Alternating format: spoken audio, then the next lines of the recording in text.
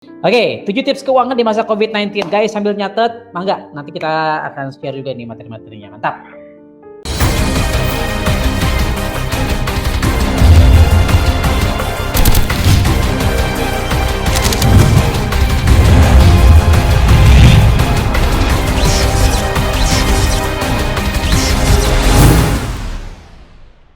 Ini berdasarkan yang gue jalanin dan gue alami lah ya. Ya tadi banyak pertanyaan teman-teman nih dari baik orang atau perusahaan. What to do with our money right now gitu. Apa nih yang harus gue lakuin dengan uang gue sekarang nih, gitu kan. Ya dari semua itu sih ya untuk ngalamin ini pertama sih tips dari gue don't panic gitu. Jangan panik, jangan kehilangan harapan, jangan kehilangan percayaan. Kita harus tetap positif karena kan positif itu ngomongin law of attraction atau vibrasi gitu kan. Misalnya kayak kita jalan tiba-tiba gue lagi pengen mobil Pajero nih, pasti tuh kadang-kadang sepanjang jalan tiba-tiba Pajero tiba-tiba jadi banyak gitu. Ada Pajero, ada Pajero karena kita udah ngeset tuh pikiran kita lagi pengen Pajero, jadi kayak seolah-olah otak menghadirkan tuh Pajero.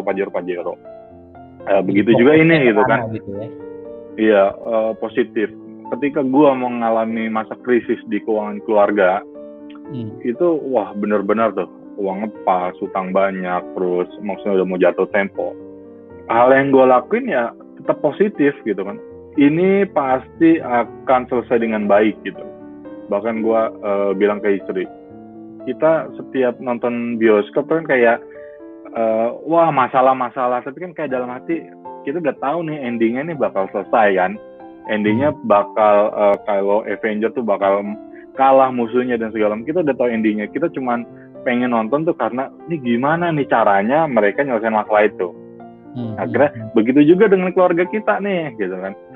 Gue yakin nih endingnya kita pasti selesai nih masalah, utang selesai, aset naik segala macem lah, uang banyak, ini pasti selesai. Nah sekarang tinggal gimana nih Allah nuntun kita untuk nyelesain masalah.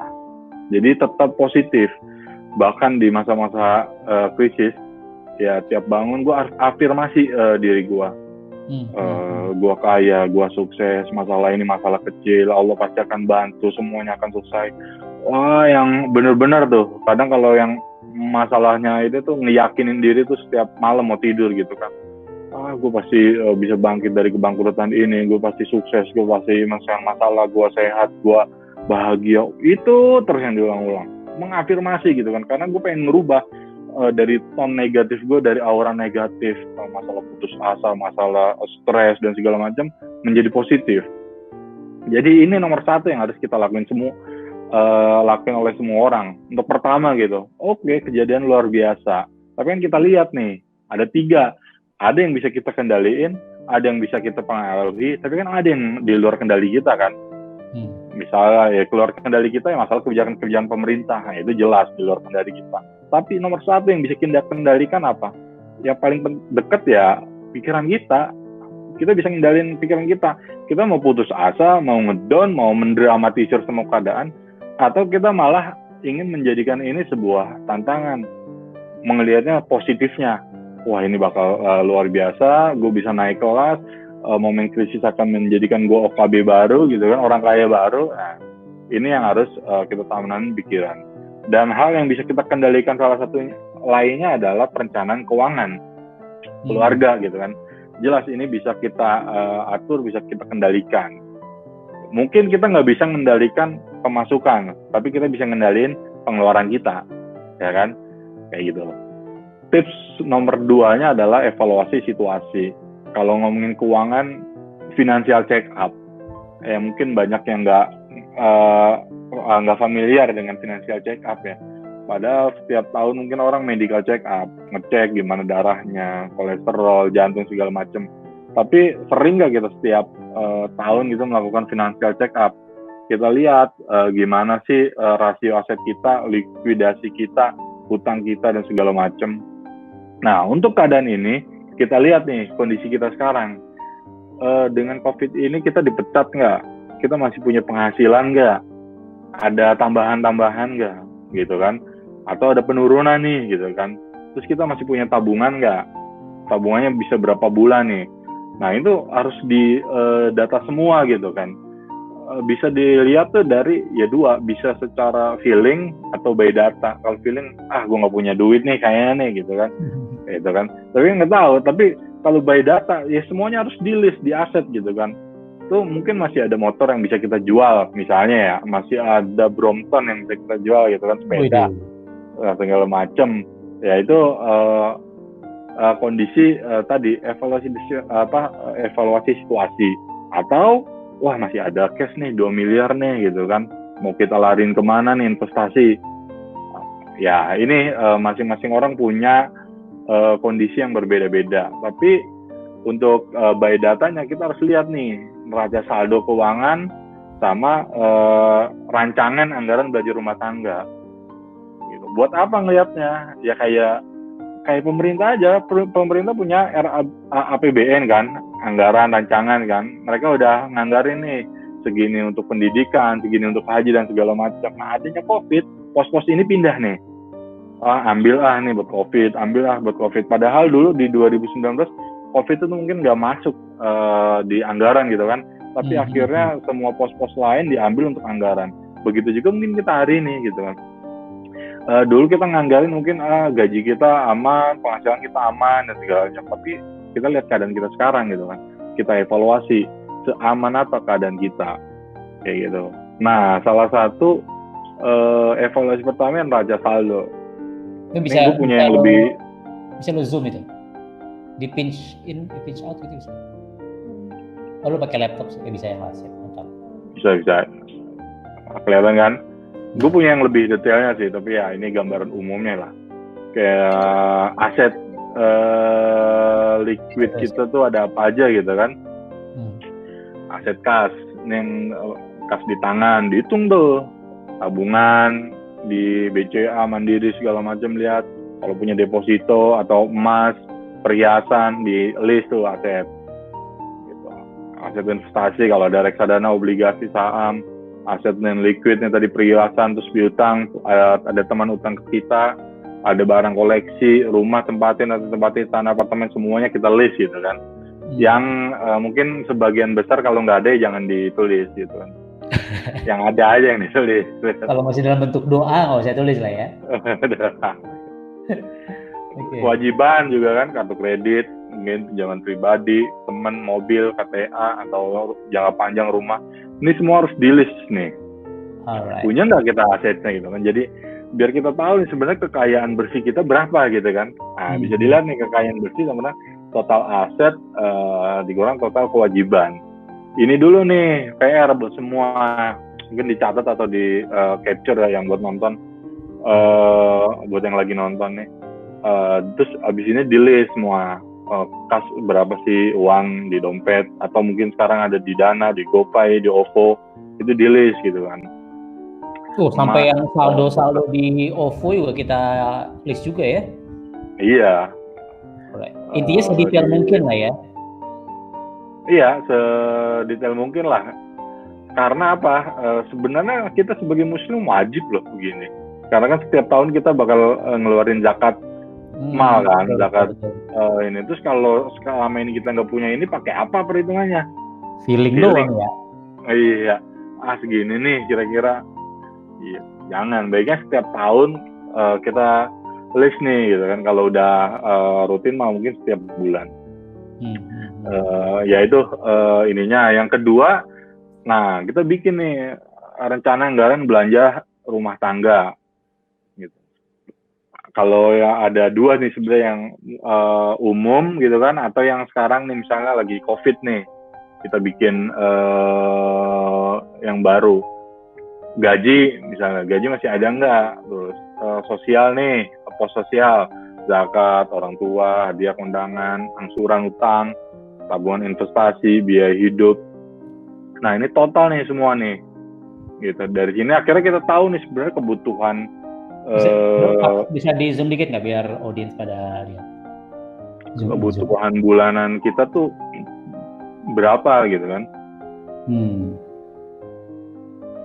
Ini yang existing berarti ya? Kita harus tahu yang sudah sebelum masa COVID kan maksudnya ini? Ya, yang sekarang juga maksudnya kan ya kita tahunya kan dari story kan. Kayak sebulan rata-rata kita keluarin bensin berapa sih? Itu kan pasti dari story kan. Ya. Iya. Atau bisa juga ke depan gitu. Oh nih keadaan begini nih ke depannya kayak gimana gitu. Jadi akhirnya bisa dicek nih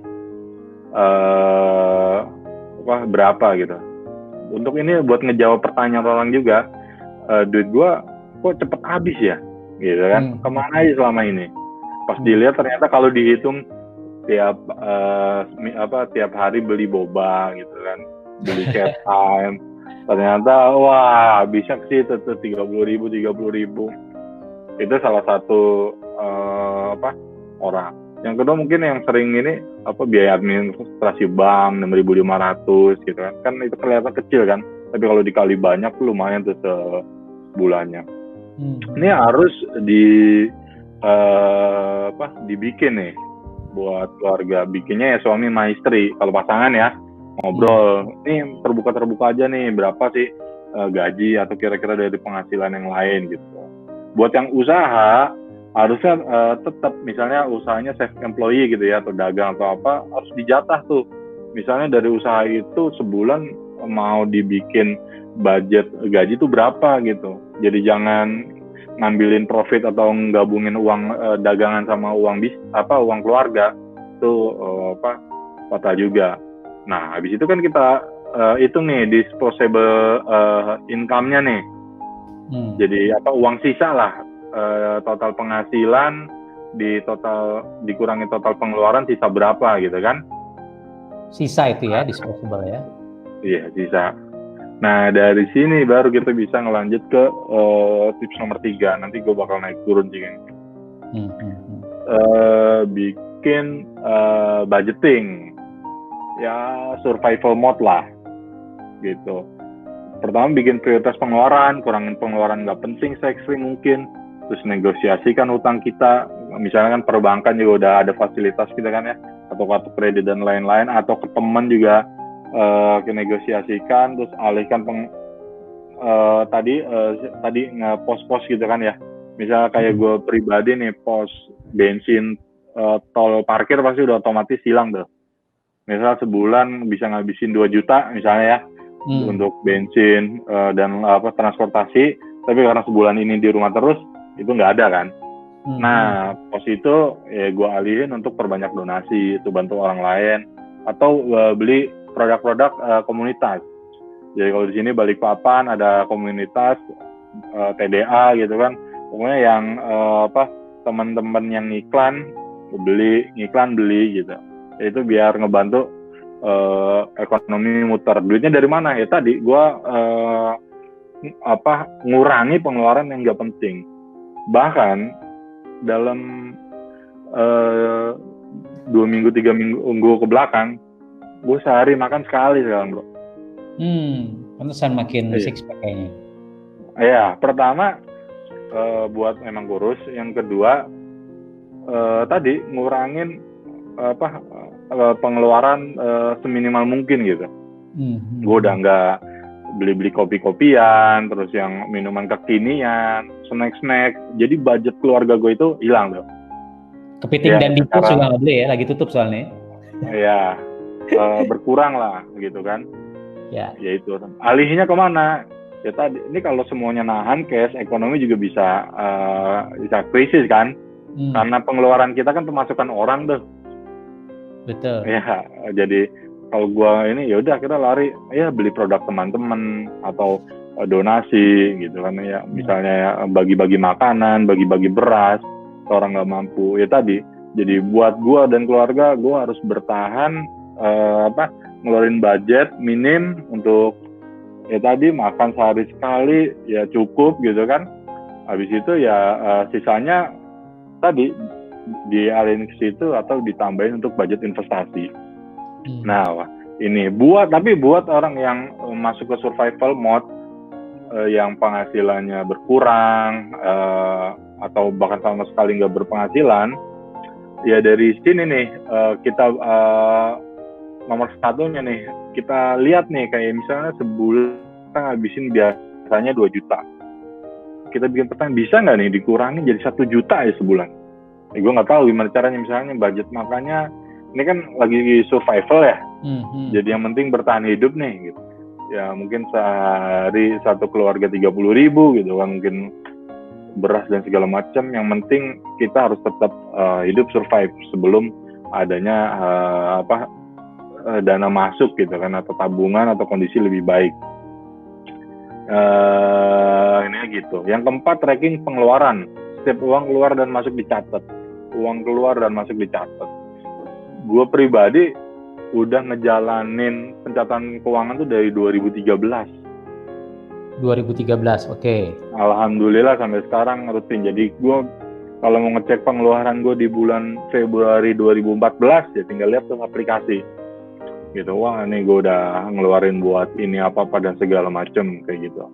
Pakai aplikasi ya, apa bro biasanya lo? Banyak sih, nanti di akhir ada gue